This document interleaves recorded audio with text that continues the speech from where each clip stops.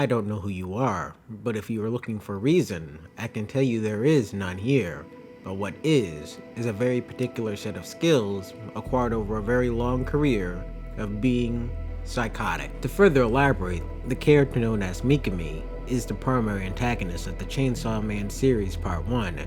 and behavior, priorly combined with our knowledge of its association with movie tropes discussed in the first video, should make it stupidly obvious and abundantly clear it views itself as a necessary evil to exist in the world, to psychologically break Denji until he breaks his bonds with Pochita, thereby to his connection to Chainsaw Man, and revive him as its minion to be toyed with endlessly to her heart's content, ushering in a better world, or so it seems, and goals that it will ultimately succeed in, eradicating war, death, and hunger, 3 of the 4 horsemen, and stand equally with others, building the familiar relationship she perceives as equal, and that which she longs for, simultaneously creating a better world in the likes and or established image of George Orwell's 1984's Big Brother, making an authoritarian society we're all too familiar with, where she can live happily ever after and be happy, or so she believes. As discussed priorly, the cloudy image of our desires and them never typically materializes sucks the joys out of that desire, before it accumulates and returns to its previous mental state, which was a desire for something else than what was obtained. Mikami will always have that black hole of sadness within her, because happiness indirectly correlates with intelligence, and by fabricating what she believes as the truth and or her image, or ideally one way or the other, unfortunately she'll bear witness to the negative aspects of the world it created. Taking into account, no truly sane person can obtain real happiness with the current state of mankind and the world with devils, and how they're inherently built into the fabric of the world of Chainsaw Man, potentially meaning happiness is an illusion associated with ignorance and those oblivious to anything but their own existence. Therefore meaning, in the end, all emotional states are illusions, in the sense that they're purely in our mind, but the only way of disengineering our emotional states is to ask, are you happy, manifesting a world where people do dangerous activities and have no mechanism or reason to contradict them, and with no way of asserting otherwise than continuing an activity that would not make one happy, than to assume this could not make me happy, thereby, in extension, this cannot make me happy, then creating a world where someone is possibly happy doing dangerous activities, in a world where you are not happy watching someone fulfill that desire makes them happy. Essentially, this is the world Mikami wants to create, a world where everyone's activities revolves around what makes her happy and what she deems acceptable. To clarify once again, the importance of happiness is in relationship to our mental states. It's specific to the person and not measurable from the outside, meaning again, it's impossible to translate values between people, making it a meaningless exercise. So what Makima be happy with the end results of her labor? No matter my opinion on the subject, it's not for me to decide, but judging from Mikami's behavior throughout the book,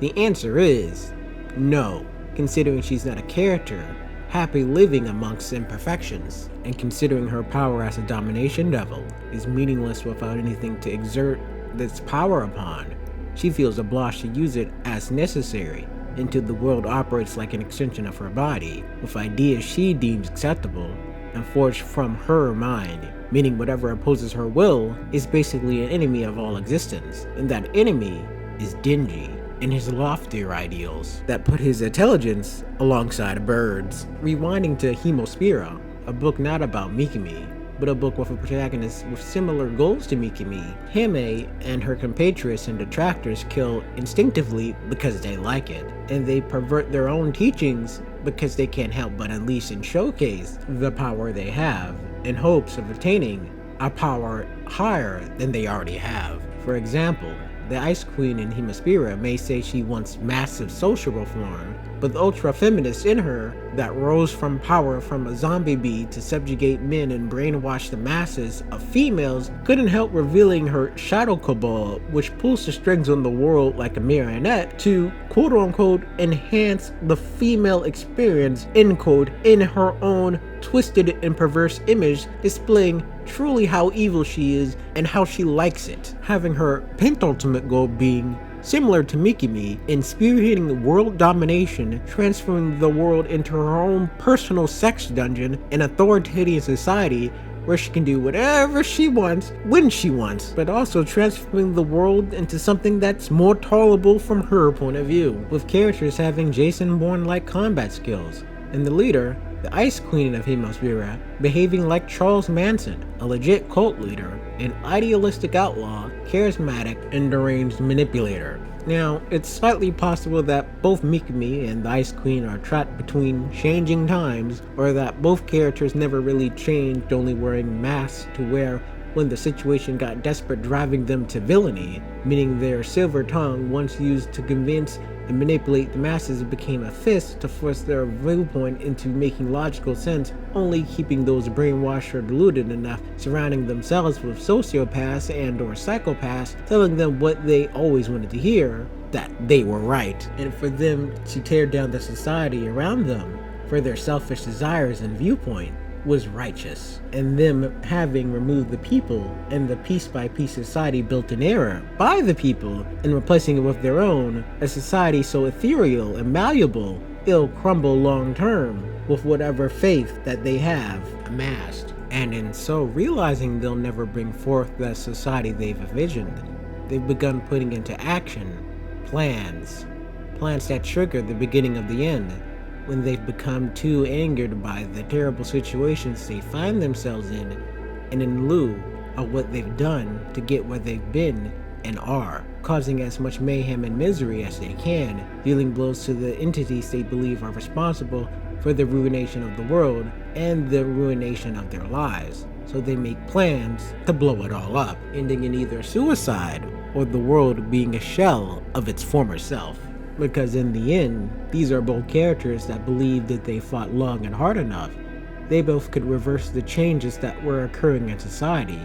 and lead their flock towards a brighter future that consists of living the way they've envisioned, saying that it was always intended to be this way, with people behaving wild and free, with no overbearing authority hammering down on you, telling you how to live, despite how that harmed and affected others. To reiterate one last time for those who watched the prior videos, what both of these characters have in common isn't a dark past involving their parents beating them up with an iron and an ironing board, and not a need and or desire to usurp oppression, but to revert society into a baser form due to their perception of how the world is supposed to feel. These characters feel oppressed and tiny because they don't necessarily live in an unjust world with an unjust government exploiting others, but by the fact that the government exists at all and has the power to actively change the world in a way they can't. Therefore, they wage a war against the inevitable. In Hime's case, this is a male-dominated society. In Mikima's case, it's the Public Security Bureau,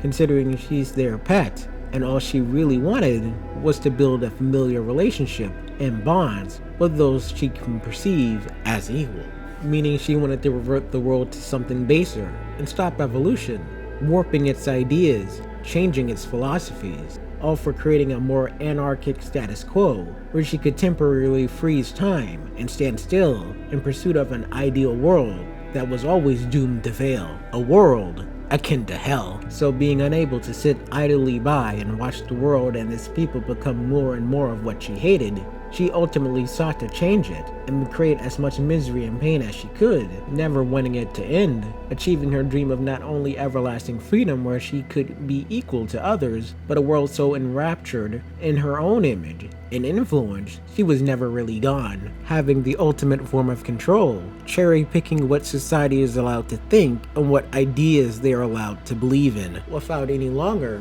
using her abilities as a domination level, feeling satisfied and no longer obliged to do so. But when all her plans fail, she's satisfied enough being killed by Denji, aka Chainsaw Man, someone she believed truly understood her, for reasons that weren't entirely made clear, and returning to Hemosphera. Though I haven't read the ending of the book, despite its author, despite how atrocious its story is, hopefully the protagonist has an epiphany and realizes her torture and mutilation backstory, with an ironing board for God's sake, doesn't justify her actions and comes to the conclusion she's a horrible person. Granted, someone with moderately good ideas, but a terrible role model for guidance, wanting a female-dominated progressive utopia, but all the comforts that only modern society can provide. But then again, my hopes may be too high for a book that memorably bullied one of its characters into prostitution in high school. But returning to the hopeless Chainsaw Man, we look towards chapter 39,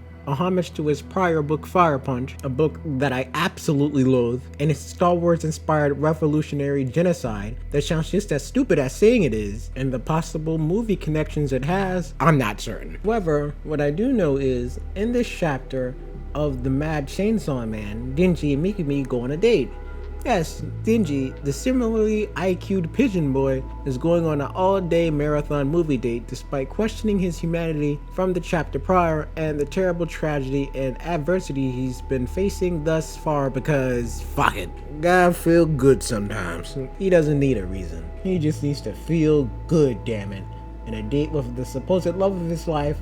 will all but ensure that he's satisfied despite losing touch with his humanity and is embracing the twisted image of the Chainsaw Man, like the angsty protagonist would, until they discover they have human emotions and are vulnerable too, with this story displaying the full effect of this. And we watch the audience's reactions to the films being watched, and the heroes of the stories are completely emotionless and expressionless, watching all the normal movies people enjoy showing a full range of emotions until they view the last remaining film in the theater, an indie movie. And when it's all over, Denji and Mikami witness a small sequence of events then unravel into an intimate human connection where they tear up and cry. We aren't aware what this moment is, but we just have to assume it's sad or touching to some capacity. For Mikami as a character, it's understandable considering what we've learned thus far and what we will learn about her character and explained thus far, mimicking the literal cinema storytelling showcased in Fire Punch on an artistic level, as a place of comfort for the main characters, whereas this cinema has become the same, using film and the variety of juggling tones and subject range from love and revenge and tropey and silly romantic comedy and misery to form a bridge of genuine human connection through perfections and imperfections in film, something all too human for Mikami and will possibly embed itself in our mind for her natural-born existence, as it's referenced later in the story, and Mikami overall decides that bad movies or imperfections shouldn't exist and she'd rather just do away with them, whereas Denji likes imperfections because imperfections make people human. So again, Mikami cherry picks what she likes from the brighter side of humanity and plucks away what she doesn't like. And there are certainly moments in the past where I can point this out, but I'm too lazy and only look towards the future, keeping Mikami's hideous machinations in mind. As for Denji, who knows what he's thinking, I really don't care. But speaking of Rize, the antagonists of the story's true motivations are as they've always been since her appearance: run away with Denji and go to school with him while killing him, stealing his heart, and feeding him to the gun devil is an objective she was always destined to do, yet abandon. If human beings weren't made to be in isolation, the same can be said for devils. One cannot exist without the other, excluding the ending of the Bomb Devil storyline and the supposed death of Rize. If she wanted to truly kill Denji, she would have done it before the events of chapter 40 and or on chapter 40. It would be extremely simple, because if you take in the power and the nature of her abilities, with how they can be used creatively and with versatility, it'd be much easier to lay explosions, charges, or poison in his drink within the cafe she works at, then whisk his body off elsewhere, utilizing the element of stealth than violence, considering that would alert the Public Security Bureau. Taking in once more that Rize must have put hours into her current job, considering Mikami was even oblivious to her true nature and her presence until this point in the story, meaning either the author forgot about these gaping plot holes where Rize could have won easily against Pigeon Boy, or Rize's feeling towards Denji are genuine without her Russian Red Room-like training. And as we know, because of the events of chapter 52, despite being on her deathbed, Rize loves Denji and has watched him for an undisclosed period of time before or during the events of Chainsaw Man Part 1. And this is further elaborated on during the Country Mouse and the City Mouse tale, if you took its meaning into consideration. Because if you let someone live life for you, make decisions for you, and become a country mouse, subservient to whatever comforting authority that exists in exchange for loyalty and comfort, you will be a tool of whoever you belong to, enjoying a meaningful life as a cog in the machine to the existence of authority. Mikami's authority, Mikami's world, all serve her in a story that ultimately showcases her aim of living a tranquil life in a world she inadvertently controls and influences. Unlike a city mouse that's able to snag delicious food every now and then, struggling to survive, but still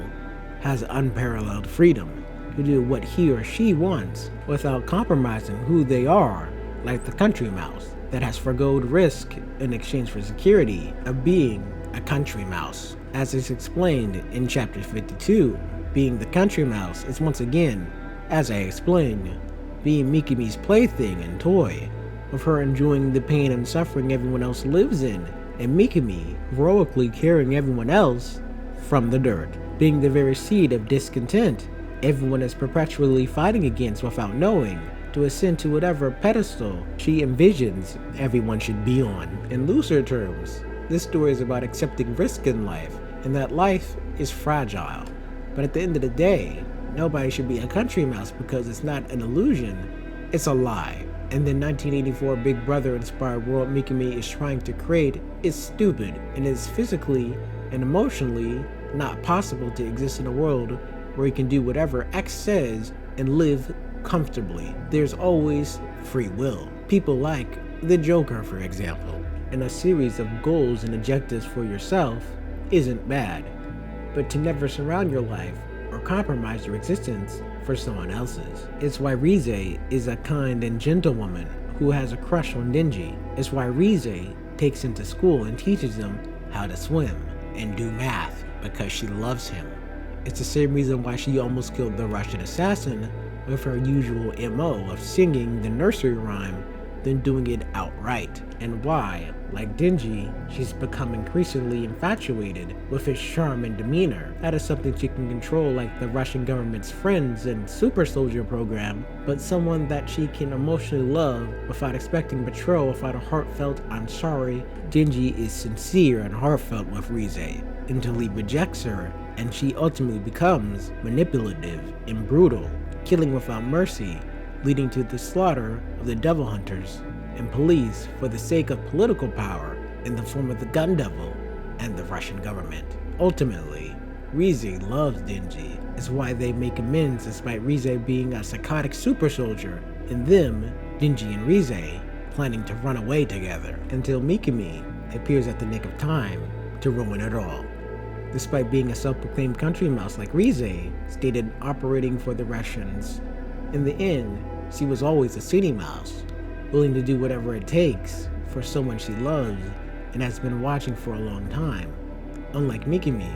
who's just the opposite. And with their romance end with Denji alone after everything that just happened, and Rize becoming the brainwashed slave of Mikami to further her agenda. Not speaking to the next chapter, the international assassination storyline, which begins not only the spiraling downfall of Aki and many characters, but what destroys Mikami next, displaying the Darkness Devil's control over the domain of darkness and all that is unknown, representing primal fear,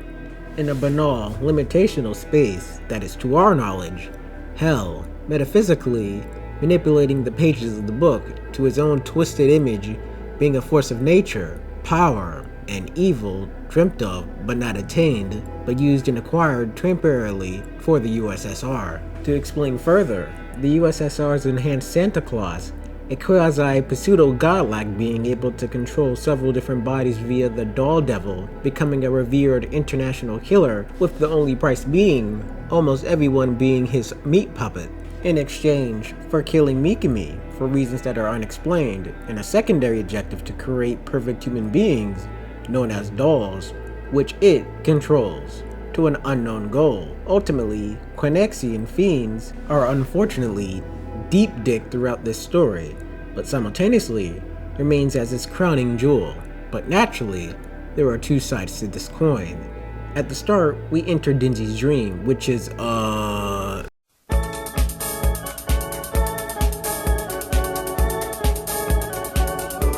and Denji is faced with a door, and Pacha warns him not to open it. This story closes with the same dream, with Denji deciding he doesn't need to know what's inside the door, figuring that there are things better left unknown. That's the theme of this story arc, and every horrific occurrence that happens. The idea whether or not it's best to know or know nothing and be ignorant of the unknown. This philosophy is embedded into the story, with all its characters being relatively static and or receiving zero character development, namely the most interesting character, Quinaxi, who also embodies this ideology of ignorance is a bliss, but obviously is wholly unhappy because she's a character that knows too much. For example, the truth about Makima, which ultimately led her into becoming a hedonist, always partaking in excess. To further elaborate what I mean, character development in this story arc goes completely contradictory to how character development was handled in the prior arcs. Whereas information was hammered in your skull, this arc has you learning absolutely nothing, especially forgoing any knowledge about the presence of the Darkness Devil. And when it does appear, and Santa Claus receives all the power and claims she knows everything, it's nothing but ignorance because it leads to nothing but insanity. In short, this is my least favorite arc in Chainsaw Man. It is great because the reader can see cool concepts like the Darkness Devil, which triggers the endgame of the story, but there is almost nothing to discuss in the scope of the story besides the oh my god moment. The story introduces a plethora of characters who are almost all but forgettable, besides the exceptions, and the overarching concept of the story attempts to flesh out a greater world when it doesn't really need to be elevated in this grand scope. But in addition to that, Quinaxi's fiends are complete deus ex machinas that explain her motivations and goals, which are again completely unexplained because of the themes of the story. But how banal I find the story is, it does feature the funniest scene in the series, with Kobane's car in Power, with Power driving it and running someone over, then furiously lying about it. That is the true MVP moment of this entire book series. The important aspects for you to know about this story is that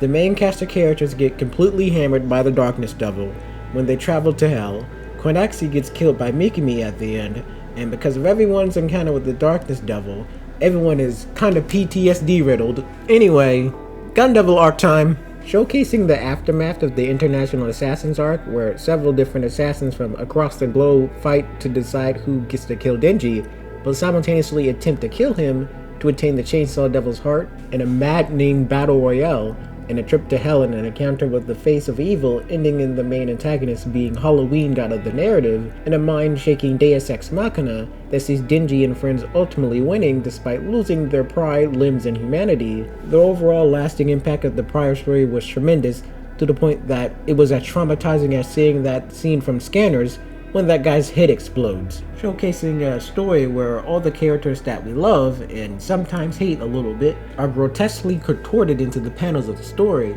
by the representation of fear and evil itself. Chapter 71 shows us the mental aftermath of our characters being used as esoteric art pieces made by H.R. Geiger, being played like how a child toys with marbles, which ultimately has a character I didn't care for being dead, which he always was for me, so I don't know why I'm mentioning this, and most importantly, Kobane quitting and switching occupations to work at McDonald's, and the beloved guilty pleasure character of mine, Power, becoming completely traumatized, hit by PTSD so strong that it actually translates into physical pain and non-stop paranoia that the Darkness Devil is always watching her and ready to pounce at any given moment to attack and kill her. It's here where the story does a complete 180 and takes a moment to absorb what has happened instead of neglecting everything that's happened like in the prior story arcs, where the characters dive into madness and come out physically wounded but mentally sound to a capacity where the story can continue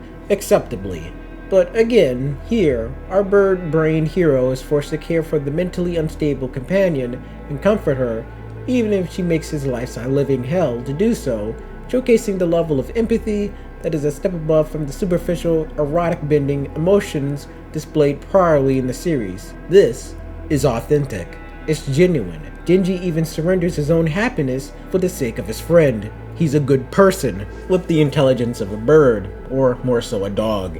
And Power is like a toddler, and Denji, like an overworked parent, is completely exhausted from Power's emotional breakdowns, screaming, and reaffirming self-validation that she's safe and there's nothing wrong and nothing to fear. With Denji even having to bathe the character, and where any other artist would have used this perfect opportunity to overly sexualize this moment for comedy, it displays nothing but the character's pain and tragedy for the situation that they've endured, leading to the story's climactic final two arcs, the Control Devil and the Gun Devil, which has Aki, in pure desperation from the attack set upon him by the Darkness Devil, ultimately transforming into the monster that he hated the most, the Gun Devil. And taking into account the history his character has gone through, with him becoming friendly and comfortable with Denji, Power, and Angel, a character that I didn't talk about but does exist, Aki begins to see fiends as more human instead of a subclass of human, or anything lower than that, completing the circle becoming more like Himeno, wanting to ensure that his pseudo family doesn't die, as he knows his time on Earth is about to hit its endpoint, and thus saving up his money so that Denji and Power can live a moderately comfortable life for when he dies, horribly later writing a letter of recommendation so that Angel doesn't get his head chopped off, foregoing his revenge to live a tranquil life, realizing that it's a stupid pursuit, but unfortunately his near-death experience came too late, pulling out of the Gun Devil operation, only to discover he can't prevent Denji and Power from being pulled into the front lines of battle for the sake of Mikimi's evil machinations, leaving Aki no choice but to join his friends on an all but sure suicide mission, to later learn the Gun Devil has already been defeated and has been contained, with his body already have been scattered across the world and used for political chicanery of the power-hungry power elites, meaning Aki's revenge boner was always all for naught, with the Future Devil informing Aki that not only is his end close, but everyone he cares about dies, left in a desolate state, leaving you to wonder, if the Future Devil revealed nothing about the future, would the story play out how it did, considering Aki's knowledge of the future, and how the Future Devil distorted it to its own ends to witness the events that drive the plot? The answer is, most likely no, considering Mikimi's mind control abilities. Thus, because of the trauma from the prior story arc, combined with his death coming due to an unknown threat, Aki throws himself at the feet of the most powerfulest person he knows to help rectify the situation he's in, Mikimi, who intentionally transforms him into the Gun Devil for the sake of breaking Denji's will by having him kill him, which successfully works with him wanting to forgo his free will, becoming Mikimi's dog,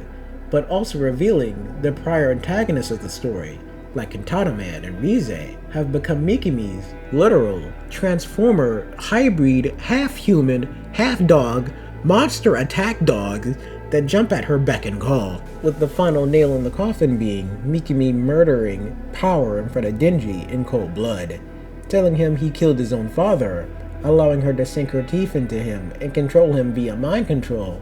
to fend off the attacking Japanese government, who is well aware of what she's done, monologuing about her endgame to make the world a better place by rewriting history by using the Chainsaw Devil's ability to erase ideas from existence by eating the associated devil. For example, Chainsaw Man before the events of the story apparently ate a devil which represented the evil fascism of Nazis, completely eradicating them from existence, meaning nobody can remember them besides Mikimi, because plot reasons. But as priorly discussed throughout this video series, Mikimi doesn't want to make the world a better place, and her real motivation is to form relationships with people by deconstructing society to the point where it's a barren utopia, devoid of ideas that pin people against one another through ideology, essentially wrapping up the world in bubble wrap and transforming it into an authoritarian society where she controls what people can believe, think, and can learn,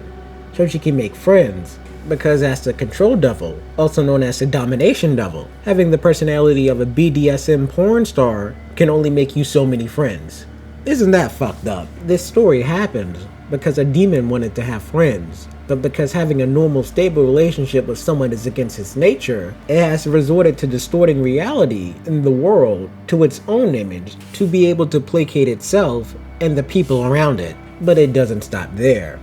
Mikimi is more than a Chainsaw Man simp, she's a Chainsaw Man stan.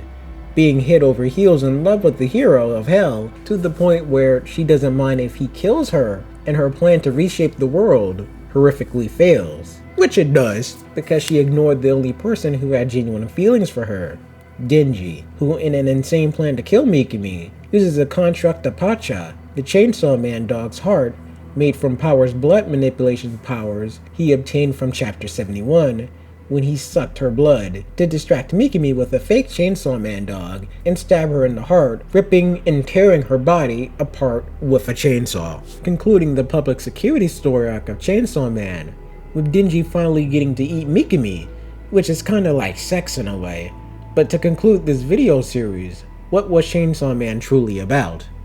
Ordered down to its smaller concepts, it's an A-rank grade coming-of-age acid trip about a boy who's simultaneously dealing with puberty in a demon-infested world, as well as obtaining the powers of the hero of hell, Chainsaw Man, to help uplift his life from the sewage drain he lived in. Meanwhile, an attractive BDSM demon girl, obsessed with the demon Chainsaw Man, wants to use his body as a vessel for the rebirth of not only the idol she worships, but a world molded in his and her image where they could live their final days. Meaning somewhat like Perfect Blue,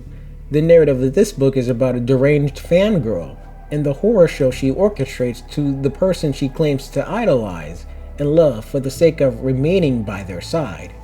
For those unfamiliar with the movie Perfect Blue, you can attribute Denji, aka Chainsaw Man, to be similar to DC Comics superhero, The Flash, and Mikami being the Reverse Flash, who hates the Flash and solely exists to hurt Barry Allen, having all the power in the world and resources, but choosing to devote all their time and attention to hurting someone they've known less than 5 minutes to spend more time with them. To further elaborate, Mikami and the Reverse Flash are similar in the fact that both of these characters learned that the people they idolize viewed them as nothing, yet still have intense admiration for their heroes. Both characters ultimately decide the only way they could manage to spend time with their idols was to become their worst enemies, with the Reverse Flash traveling through time to kill Barry's parents, destroying his family, and being responsible for some of the happiest moments and incredibly low points in his life. It was me, Barry. Remember when you were making out with your first girlfriend, and you came right as she touched your leg? It was me, Barry. I jerked you off at super speed so it'd seem like you nutted at just a woman's touch! Where Mikami crawled out of hell, and the Reverse Flash traveled back in time. Mikami crawled into Denji's arms, all for the sake of becoming something to the nothing both of their idols viewed them as, only to spend time with them, even if they were attempting to kill one another. Meaning underneath the exterior of this book is a tale about a woman willing to sacrifice everything and everyone to fulfill a self-centered dream the reciprocating party doesn't feel, displaying little to no empathy unless it's required for her insatiable lust for her one desire and the target of her affection, damning the world to unfathomable and unparalleled evil, being responsible for the death and misery of millions for the sake of not only her twisted machinations, but herself, reveling in the chaos. And when hammered over the head repeatedly with what she truly desired, making bonds with people on equal footing, she continued to embrace darkness and evil, manipulating the masses all for the sake of assumably creating a better world, not understanding the folly of creating a world in her image will not atone for the horrid actions she's taken within the series to get where she is now, living a life dedicated to placating and chasing the affection of an idol that doesn't love her in return, a life and eons of existence dedicated to evil.